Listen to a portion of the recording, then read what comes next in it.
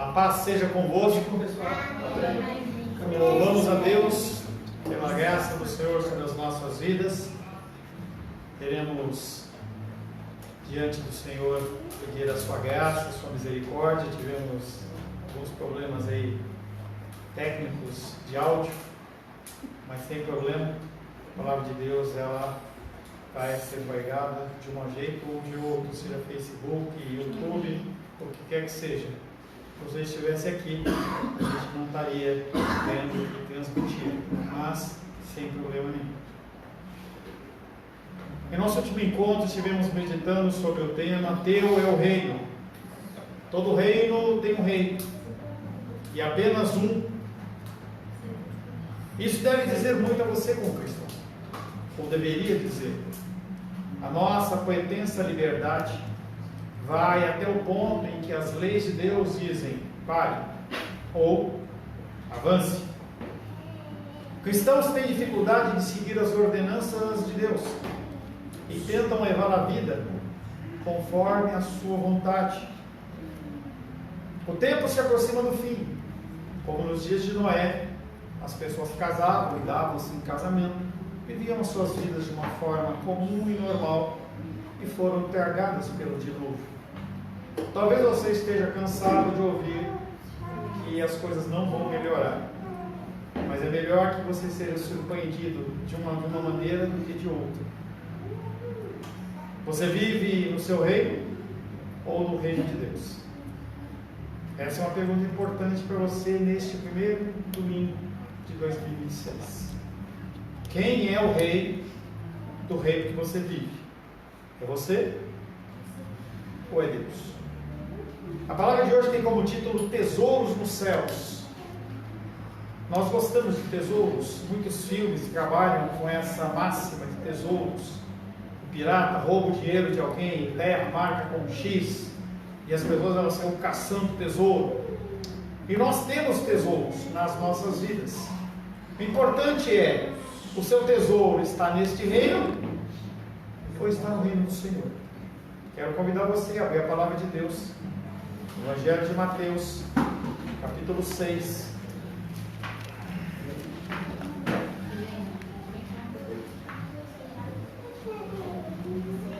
Evangelho de Mateus, capítulo 6.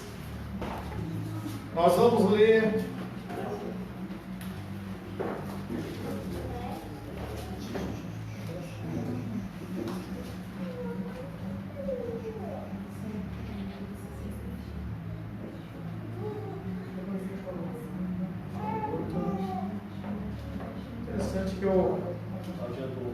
eu adiantei. Depois eu volto no versículo 16 ao 18. Não sei por que eu fiz isso. Mas vamos lá. Versos 19 em diante. Evangelho de Mateus, capítulo 6, versos 19 em diante. Assim diz a palavra de Deus. Não acumuleis para vós outros tesouros sobre a terra, onde a traça e a ferrugem corroem, e onde ladrões escavam e roubam. Mas ajuntai para vós outros tesouros no céu, onde traça nem ferrugem corrói, e onde os ladrões não escavam nem roubam, porque onde está o seu tesouro, ali estará o seu coração. São os olhos a lâmpada do corpo. Se os olhos forem bons, todo o teu corpo será luminoso. Se porém os teus olhos forem maus, todo o teu corpo estará em trevas. Portanto, caso a luz que em ti há sejam trevas, que grandes trevas serão. Palavra do Senhor, amém? Amém. Senhor, te louvamos, adoramos e bendizemos. Agradecemos pela tua graça, pelo teu amor e teu cuidado. Agradecemos porque o Senhor é bom e a sua misericórdia dura para sempre. E aprove, Pai querido, que nós estivéssemos aqui nesta noite para ouvir a tua voz, ouvir os teus ensinamentos. Peço, Pai querido, que o Senhor traga o entendimento da tua palavra para as nossas vidas e que o Senhor me capacite a ser um instrumento da tua vontade, para a tua glória, para a tua honra e para o teu louvor, em nome de Jesus. Amém. Pode se assentar, em nome de Jesus. Observado pelo Carlos, eu sem querer pulei 16, 17 e 18, mas Deus sabe todas as coisas. Vamos trabalhar do 19 até o 23. ou até o 24, vamos ver se até onde nós vamos, e depois a gente retorna. Esse texto de Mateus 16, 6, 19 a 21, ele vem trazendo algumas instruções. O verso 19, ele mostra o caminho errado. Não acumuleis para vós outros tesouros sobre a terra. Então a primeira instrução que ele dá nesse versículo 19 é: cuidado aonde você guarda ou o que você acumula nessa terra. Com o passar do tempo, a gente tem visto muitas pessoas com problema de acumulação. A Rosângela, que está com pressão baixa, por isso que ela não veio hoje, ela visitou um parente na nossa ida para São Paulo, e aí disse que foi na casa de uma pessoa e havia muitas coisas acumuladas. Já fui fazer visitas em casas de pessoas que tinha revista até o teto, era um negócio louco. A pessoa ela começa a acumular, é como se houvesse uma necessidade da pessoa ter aquilo. Sabe aquele parafuso que você nunca vai usar, que você guarda? Em alta monta. E aí logo depois no verso 20, ele vem chamando uma atenção dizendo que o tipo de tesouro que você deve guardar é um tesouro diferente. E a localidade desse tesouro também não é a terra. Diante das coisas materialmente valiosas, nós temos dois problemas. Na nossa vida, nós granjeamos, recebemos, acumulamos coisas que são preciosas.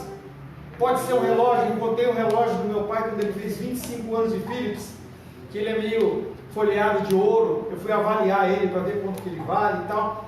E aí você começa a ver coisas valiosas que você tem. E essa questão de valor, ela varia muito de gosto para gosto. Então já há algumas semanas a gente tem brincado com o negócio de som, em que a gente olha e fala, o Felipe levanta lá a tampa lá do som dele, o Alice mostra não sei o que. As pessoas elas têm valores, isso não é problema. E nós temos valores que nós vamos recebendo e vamos acumulando durante a nossa vida. Mas nós temos dois problemas com coisas que são materialmente valiosas apenas. O primeiro problema é: como que eu posso fazer seguro de algo que ele não pode ser substituído? O relógio do meu pai pode ser substituído, o som do Felipe pode ser substituído, as coisas materiais elas podem ser substituídas. Até uma semana, duas semanas atrás, a gente brincava com o Alice lá, que o Alice ia ficar com um amarelão lá até o resto da vida dele, e de uma ponta que ele foi embora. Mas quando nós pensamos em coisas que não podem ser substituídas, como que eu vou fazer o seguro disso? O segundo problema é: aonde que eu vou guardar? Se eu guardar este bem em um local qualquer, será que ele vai ser deteriorado? Será que ele vai ser consumido? Nós estamos aí numa mega cena da virada, que não foi na virada, a gente não sabe o que está acontecendo. R$1 bilhão. Nunca se teve um preço desse valor. E as pessoas elas correm para a lotérica e falam assim: eu vou ficar bilionário. Mas será que esse recurso, ele vale R$1 bilhão realmente? O que nós estamos vendo com esse prêmio da mega cena da virada, é que o nosso dinheiro, ele foi desvalorizado. Ele não vale nada. Se você começar a voltar atrás anos, e você pensar num salário mínimo, quanto que aquilo comprava? Hoje está 3, 4, 5 vezes maior, mas o que compra hoje? Então, as coisas que são materialmente valiosas, se eu guardar em qualquer lugar, você deteriora. Se você pegar R$1 milhão e colocar debaixo do travesseiro, daqui a 6 meses ele vai valer 700, vale 500, ele vai se deteriorando. Jesus ele está falando exatamente das pessoas que separam coisas materiais que são valiosas, mas que guardam em locais errados. Algumas traduções tratam esse texto de traça e ferrugem como traça e bichos. É algo que a gente não vê tanto com tanta frequência nos dias de hoje. Traça. Se você colocar um livro e deixar ele muito tempo numa prateleira, dependendo do ambiente, quando você abrir, ele vai estar cheio de buraquinho. Eu lembro na casa da minha avó, que na frente da cama dela, tinha um baú em que ela guardava as melhores peças de roupa do enxoval dela, quando ela tinha casado. E aí o que se colocava lá para evitar os bichos? Naftalina. Então os animais, os seres, eles consomem, eles corroem aquilo que ele é perecível. E o Senhor está trazendo exatamente esse sentido. Tanto que nas versões antigas da população, na época de Jesus, as pessoas guardavam os objetos de valor debaixo da terra. Você colocava dentro de um baú de alguma coisa e vedava ele de tal maneira que você colocava ele selado lá dentro. Os egípcios, eles quando morriam os faraós, que eram considerados como deuses, eles faziam um embalsamamento na pessoa para que ele não fosse consumido, não apodrecesse, enfaixava, colocava dentro de um sarcófago e lacrava. Tanto que se você abre, você vai ver uma múmia praticamente perfeita. Claro, deteriorada pelo tempo, mas você olha, você consegue ver a feição da pessoa. Depois de 1000 anos, aquela múmia ainda está lá. Então, essa prática de você tentar manter coisas que são materialmente depreciáveis, escondidas para guardar, é exatamente o que Jesus está falando sobre isso aqui. Nosso tesouro. Uma pergunta para você: alguém já roubou algo importante de você? De mim, sim. Dentro do ramo de investimentos, quantas vezes? Os meus queridos que estavam lá na Bifunde, a gente estava lá investindo, ganhando o nosso recurso, de uma hora para outra alguém foi lá e pumba, pegou. Algum tempo atrás, 10, 15, não lembro, não sei te precisar, numa sexta-feira, toca lá a musiquinha lá da Globo, com a câmerazinha rodando, e o presidente Collor com a ministra Zélia Cardoso, eles pegam toda a poupança de todo mundo, todos os investimentos das pessoas, de uma vida inteira. Aquilo deixou de ser da pessoa, cacete de outra pessoa. Isso já aconteceu comigo, de alguém roubar algo de mim, e é uma sensação de violação pessoal resultante dessa ação. O ladrão leva aquilo que nós conquistamos e adquirimos através do trabalho. E Paulo escreve sobre isso, Efésios 4, 28, abre por gentileza. Efésios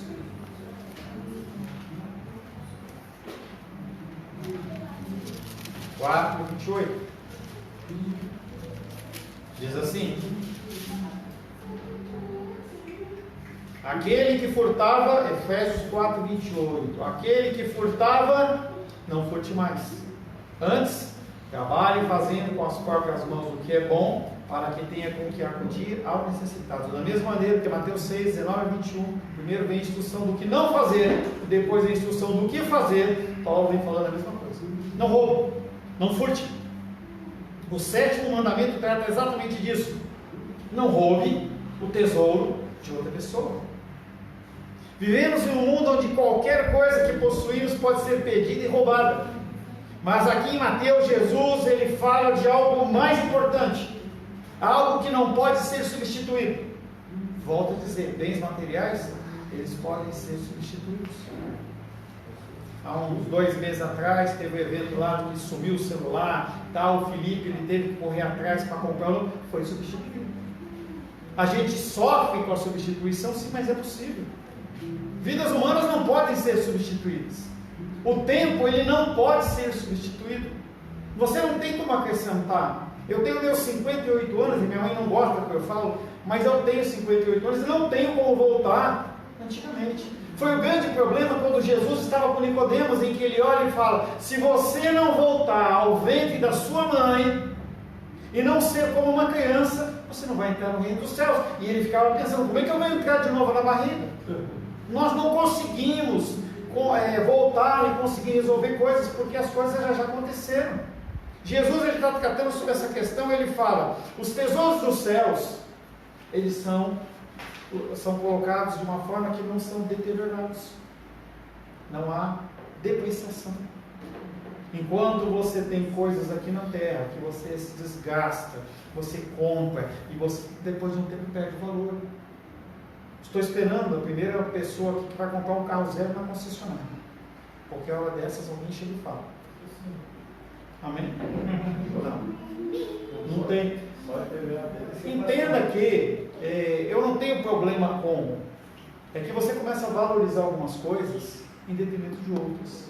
Mas eu gostaria muito que alguém aqui tivesse um carro zero. Quando você comprar o seu carro zero lá, Felipe, vai lá buscar a Hilux dele, 300 mil reais. Tirou da concessionária, já perdeu uns 50. As coisas humanas, elas depreciam. As coisas do céu não depreciam. É isso que Jesus está falando. O termo tesouro se refere a tudo que é bom e de relevância eterna que vem do que é feito na terra. Então Jesus ele vem trazendo uma comparação, uma metáfora, um entendimento para que você possa entender que é importante você ter bens aqui na terra, mas esses bens eles têm que gerar coisas muito melhores e maiores do que simplesmente a tua satisfação temporal. Esse carro que você comprou, ele tem que gerar algo mais do que simplesmente te levar e te trazer. O recurso que você ganha no seu trabalho, ele tem que ser muito mais do que para pagar suas contas. As coisas materiais, elas servem como trampolim para você conseguir coisas eternas. E você pode utilizar delas para o que? Abençoar vidas. Quando você traz o alimento aqui, você está tirando aquilo que é material que você trabalhou, você tira e fala assim, eu vou separar algo que é depreciativo, que é ruim, que é alguma coisa que com o tempo ele vai se desgastando, e eu converto o que? Numa bênção celestial, porque está anotado lá no céu. Manuel trouxe um pacotinho de biscoito para lá, e isso faz o que? Traz a bênção do Senhor, que é sobrenatural, que é eterno, sobre a vida da pessoa. Fazer obras justas, sofrer por causa de Cristo, perdoar uns aos outros, tudo isso também é o que? Bens eternos. Que aparentemente não te custa recurso financeiro, mas que tem uma grande valia nos céus. É por isso que sempre que nós tomamos Santa Ceia, e nós inserimos desde 2024, 25, a oração do arrependimento, para que você entenda que você tem que perdoar e tem que liberar perdão. São coisas benditas diante do Senhor. Da mesma maneira em que você abençoa a casa de alguém com o seu dízimo, com a sua oferta, com o alimento, o que quer que seja, você também abençoa vidas e granjeia dentro do reino dos céus algo especial, porque o Senhor olha e fala assim, o meu filho está sendo obediente também nessa área. Outras obras de bondade também acumulam tesouros nos céus. 1 Timóteo, capítulo 6. 1 Timóteo, capítulo 6, versos 13 em diante. 1 Timóteo, capítulo 6, versos 13 em diante, diz assim: exorto-te perante Deus, que preserva a vida de todas as coisas, e perante Cristo Jesus, que, diante de Pôncio Pilatos, fez a boa confissão, que guardes o mandato imaculado, irrepreensível, até a manifestação do nosso Senhor Jesus Cristo. Guardar o mandato imaculado, ou seja, você colocar a palavra de Deus prática na sua vida de uma forma correta, a qual em suas épocas determinadas há de ser revelada pelo bendito e único soberano, o Rei dos Reis, Senhor dos Senhores. Nesse momento o Senhor ele vai olhar para a tua obra e falar, é uma obra de palha ou é uma obra que vai ser levada para a vida eterna? O único que possui imortalidade, que habita em luz inacessível, a quem homem ou algum homem jamais viu, nem é capaz de ver, a ele honra e poder eterno, amém. E aí o Senhor ele vem através do apóstolo Paulo, exortando a Timóteo, a minha vida e a sua vida, falando, naquele dia o Senhor ele vai pesar, não para a salvação, mas para o galardão eterno, o que é e como você vai ver na eternidade. O ponto é que as coisas mais altamente entesouradas por nós ocupam o nosso coração. O que é importante para você?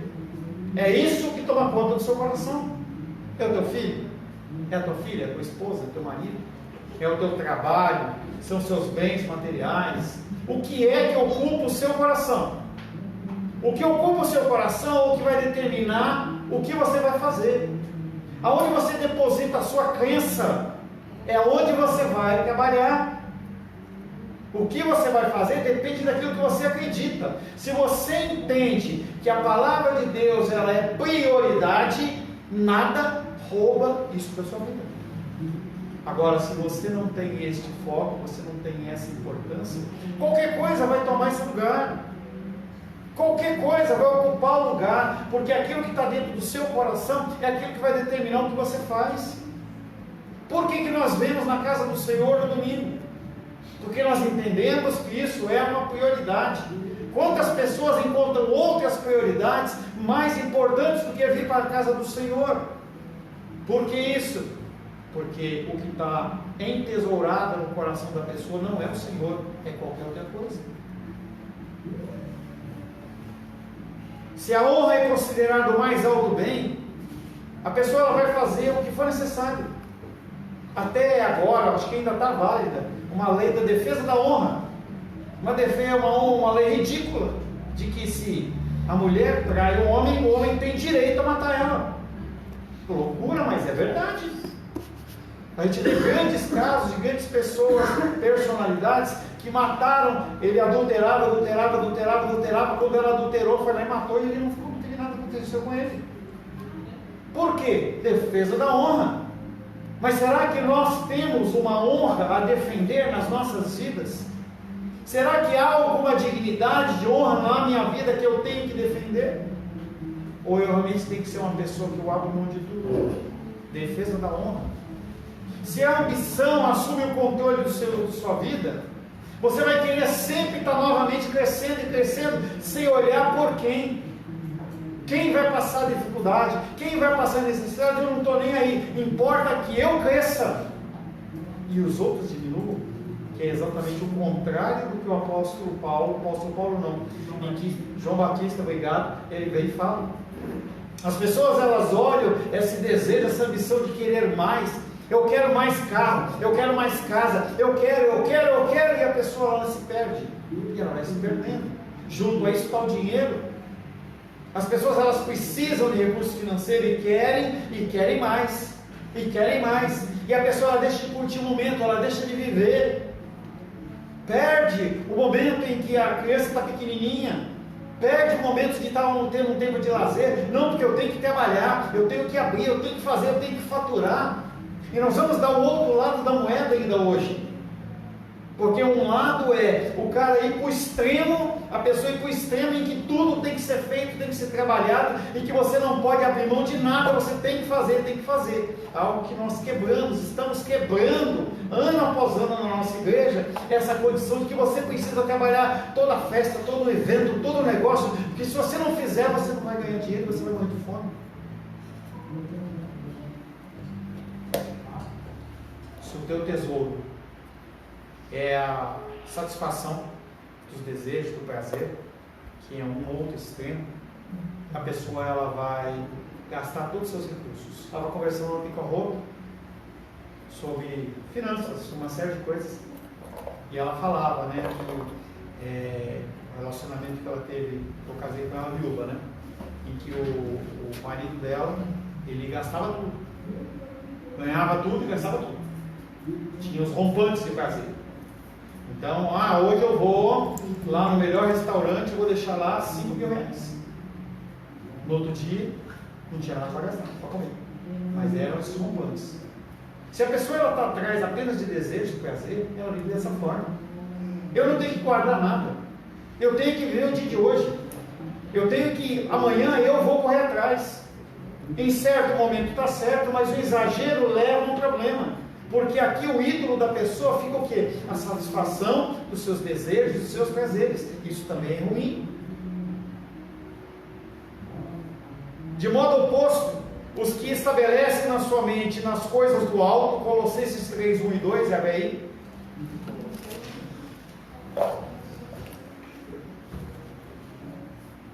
Colossenses capítulo 3, verso 1 e 2.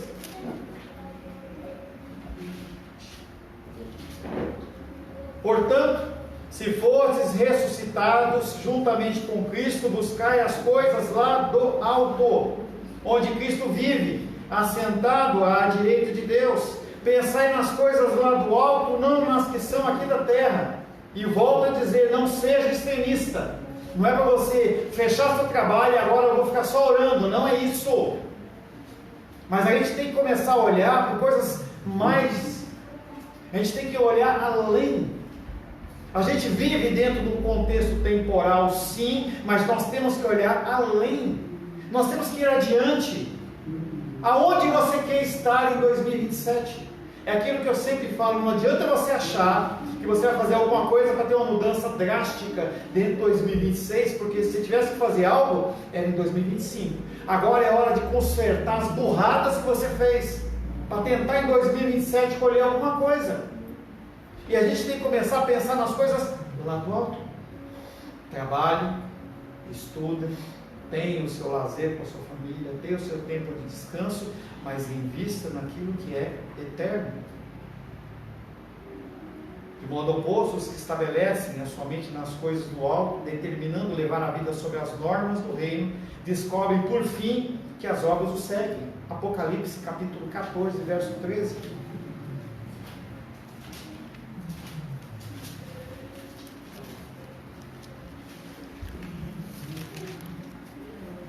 Então ouvi uma voz do céu dizendo: escreve, bem-aventurados os mortos que desde agora morrem no Senhor.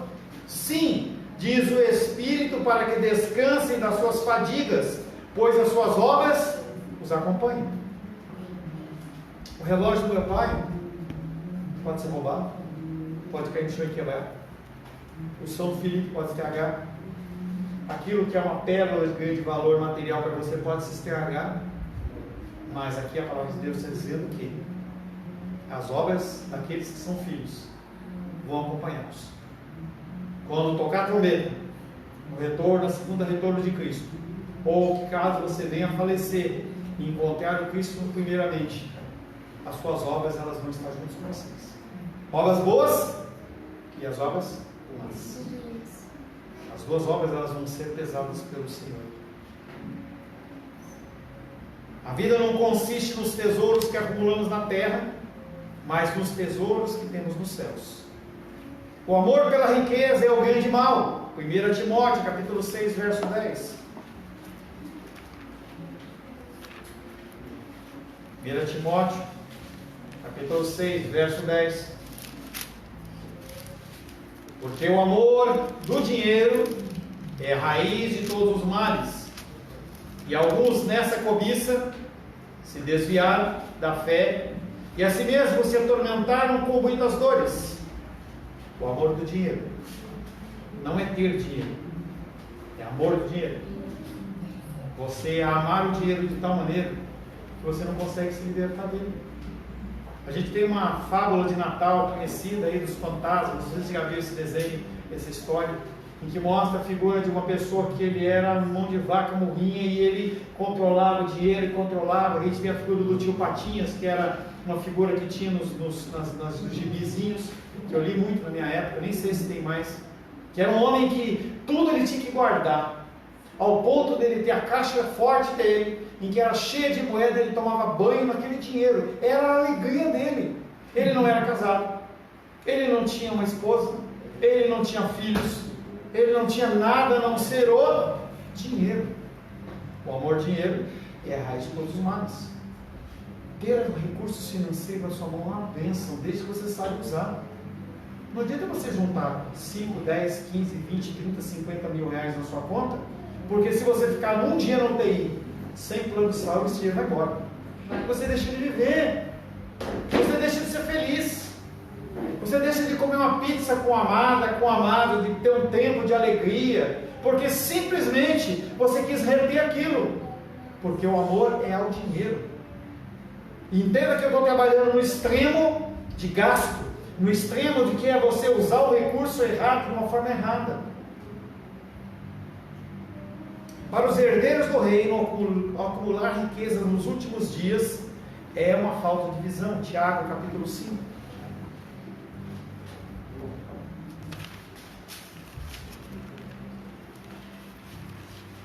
Tiago, capítulo 5, versos 2 e 3.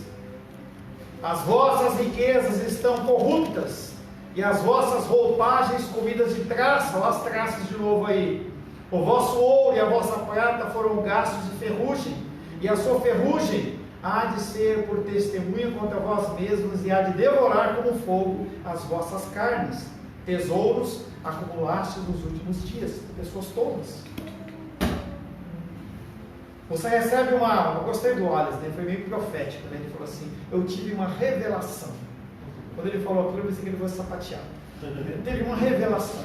Mas imagina, Wallace, a seguinte coisa: você tem uma revelação que amanhã você vai morrer. Meia-noite, acabou o tempo do Ares aqui na Terra. Qual vai ser a sua preocupação? Será que é abrir a loja? Será que você vai falar, não, eu tenho que acordar cedo para abrir a loja, para fazer buquê? Será que é isso? Será que é para fazer o vídeo? Ou se é para passar o maior tempo possível com a Ingrid, com a Júlia e com o Pedro? Com a mamãe, com os parentes mais próximos? Entenda que essa máxima de prioridade a gente perde porque a gente acha que vive eternamente. A gente vê uma menina como a Heloísa assim, você acha que ela pensa, porventura, o que é ter idade ou trabalhar alguma coisa? Ela não está nem aí. Mas essas coisas elas vão muito rápido. Qual é a prioridade da sua vida? O que é que você pensa? Para os herdeiros do reino, acumular riquezas para os últimos dias é falta de visão e de entendimento. Todavia, como acontece com muitas proibições de Jesus nesse sermão, seria perigoso também radicalizar essa afirmação de que a riqueza em si mesmo se torna um mal, pois outras declarações não podem ser radicalizadas também. Ou seja, não é nem um extremo, nem o outro. Agora eu vou ficar sem fazer nada. Eu vou sentar e não vou trabalhar. Eu só vou querer ficar com a minha família. E a gente vê as músicas de amor, lá, em especial lá da linha que vocês gostam aí, né? Em que o cara vive de amor, e aí vai morar debaixo da ponte, e é o amor, entendeu? Eu não tenho de nada de dinheiro, mas com você, eu vivo para sempre, tá tudo certo. Tá nada. Amor não sobrevive abaixo da ponte. Não sobrevive. Não existe amor que sobreviva à falta de comida. Não há amor que sobreviva à falta de lazer, de comunhão. Não existe. Apesar das músicas elas venderem essa ideia, lá o Cazuza ele cantava dizendo assim: por você eu tomo banho gelado no inverno. Toma nada. E aí a pessoa começa a colocar uma série de coisas que a pessoa não vai fazer. São extremos, não, negativo. Nós vamos finalizar a parte dessa palavra, que eu não vou avançar muito mais, falando sobre a condição de que sim, é bom também você guardar recursos. Passagens das Escrituras exigem que o homem provenha para os seus parentes. 1 Timóteo 5,8. 1 Timóteo capítulo 5, verso 8. Ora, se alguém não tem cuidado dos seus, e especialmente os da própria casa, tem negado a fé e é pior do que o ímpio e o descrente. Ou seja, nós temos, como homens em especial, prover a nossa casa. É minha responsabilidade manter a minha casa. A palavra de Deus também recomenda trabalho e provisão para o futuro. Provérbios capítulo 6. Provérbios capítulo 6, versos 6, 7 e 8. Vai ter com a formiga, ó preguiçoso, considera os seus caminhos e ser sábio, não tendo ela chefe, nem oficial, nem comandante. No estio prepara o seu pão, na cega ajunta o seu mantimento. Você tem que provisionar para o futuro. Eu quero sair com a minha esposa, eu tenho que saber que eu tenho que ter recurso para pagar amanhã o gás e colocar combustível no carro. Não adianta eu querer fazer bacana num dia e no outro dia não ter o recurso. A palavra de Deus nos encoraja também a usufruir das coisas boas que o Criador nos concedeu. 1 Timóteo capítulo 4, versos 3 e 4. Você entende que a palavra de Deus ela não é uma regra nesse sentido em que você vai para um lado para o outro? Você tem que pesar tudo através do Espírito. 1 Timóteo capítulo 4, versos 3 e 4 diz: proíbem o casamento e exigem a abstinência de alimentos que Deus criou para serem recebidos com ações de graças pelos fiéis e por quantos conhecem plenamente a verdade, pois tudo que Deus criou é bom e recebido com ações de graça, nada é recusável. Deus criou um mundo lindo e maravilhoso para nós desfrutarmos dele. Se você puder ir numa praia, vá numa praia. Se você puder comer num restaurante bacana, coma num restaurante bacana. Faz tempo que eu não vejo postar de vocês lá comendo camarão, não sei se não vai mais, agora é só carro. Se for, está errado. A gente tem que desfrutar das coisas boas da vida. Deus criou isso maravilhosamente para que a gente possa desfrutar. E a gente tem que entender que não é nenhum extremo, nem outro. Helena, traz um pouquinho de água. A palavra de Deus não nos ensina também que os ricos não entrarão no reino dos céus. Isso é um engano. 1 Timóteo 6,10.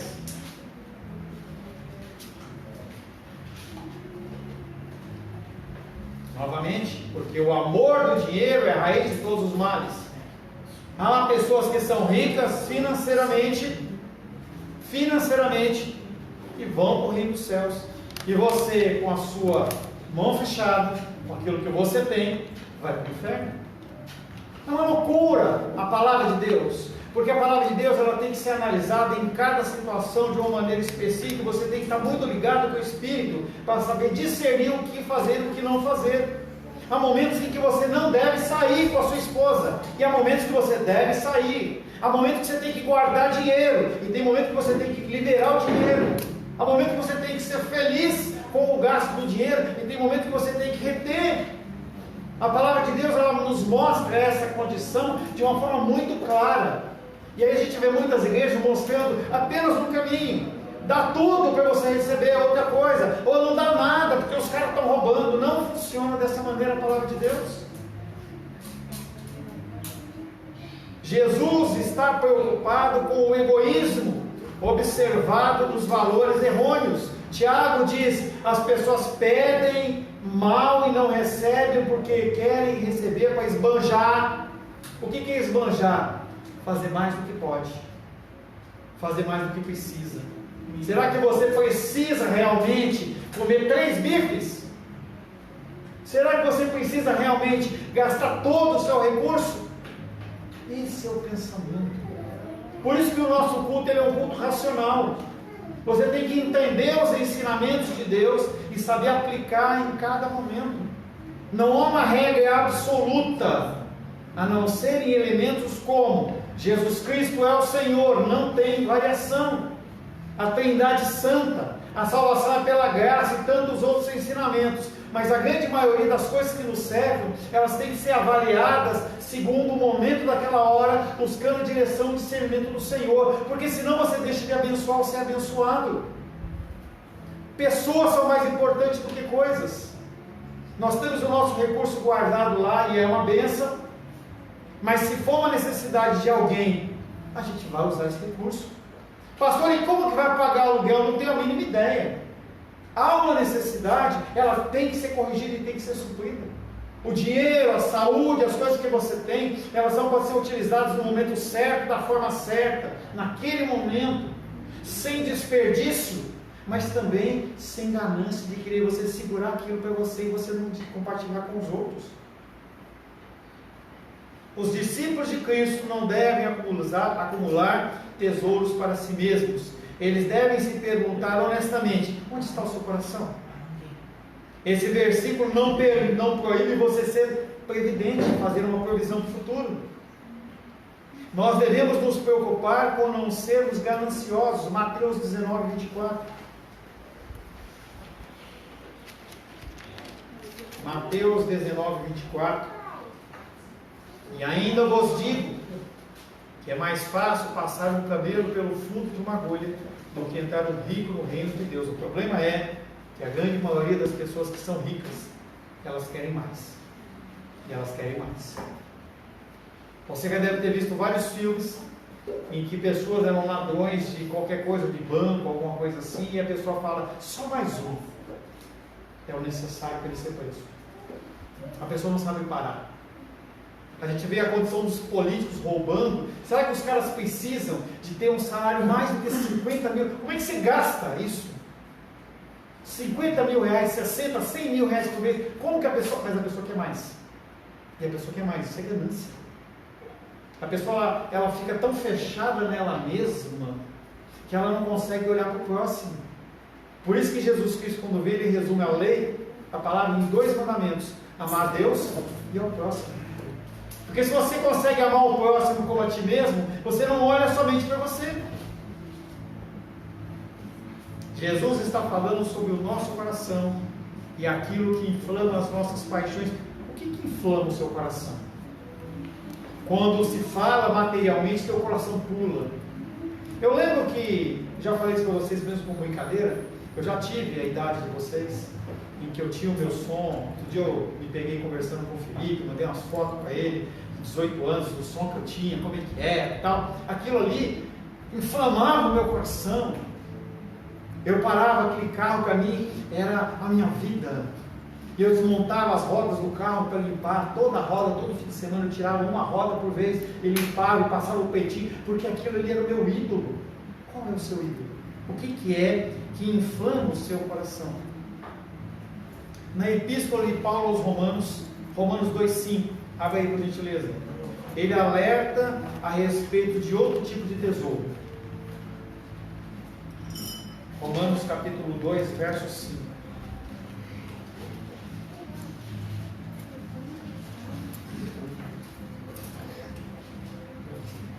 Mas, segundo a tua dureza e coração impenitente, acumulas contra ti mesmo ira para o dia da ira e revelação do justo juízo de Deus. Você pode acumular na sua vida bens financeiros, você pode acumular para a sua vida bênçãos vindouras, mas você pode acumular também ira para o dia do julgamento do Senhor. Toda vez que você é desobediente, toda vez que você pensa apenas em si mesmo, você está acumulando ira para o dia de juízo do Senhor. E é o que o apóstolo Paulo está alertando. O apóstolo está dizendo que todas as ofensas que cometemos contra Deus estarão sendo colocadas diante dele no seu tribunal. Claro que, para aqueles que são filhos, o sangue do cordeiro, mas vai ser colocado lá. E para aqueles que não têm o sangue do cordeiro, eles vão ter que pagar a pena daquilo lá. E da mesma maneira, aqueles que são salvos, já falei para vocês, a mensuração de como você vai viver na eternidade tem a ver com o que você fez hoje. O que você fez hoje. Aí o Alex falou daquele rapaz que encontrou lá as 3 latinhas e ficou super feliz. Você consegue se alegrar com as pequenas coisas da vida ainda? Ou você está tão aficionado em querer mais e mais e mais que você não consegue mais enxergar? Será que você consegue olhar para o teu filho, para a tua filha, para o teu marido, para a tua esposa, para as coisas que você tem, para o seu dia a dia, para a alimentação, para o céu, para o que quer que seja, e você ser grato? Você já agradeceu pelo ano? Eu achei extremamente interessante no culto da virada, em que eu liberei para você falar o que você foi abençoado e ninguém falou nada. Eu fico imaginando, será que você não recebeu nenhuma bênção do Senhor que vale a pena você compartilhar? Ai, pastor, eu tenho vergonha. Tem vergonha? Chegar e falar assim, olha, eu em 2024 eu estava nessa situação, hoje eu estou abençoado. Hoje eu troquei meu carro, hoje eu estou com a minha loja expandida, eu estou com mais clientes, Deus agiu na minha vida, você teve a oportunidade de fazer isso e você não fez. Isso é você acumular tesouros de ira no dia do juízo. Porque você não dá glória ao Senhor. Talvez você tenha pensado que tudo que você conseguiu foi pelo seu esforço. Eu vejo os vídeos do Felipe lá, acho legal, ele estava lá todo com um estilo assim meio Tom Cruise, né, fazendo essas postagens, pensando e tal. Será que o Felipe acha que a prosperidade dele está nisso? Nesse dom que Deus tirou, deu para ele? A gente tem que começar a olhar para essas coisas e começar a pensar, será que nós estamos acumulando ira ou bênçãos do Senhor para o dia do juízo?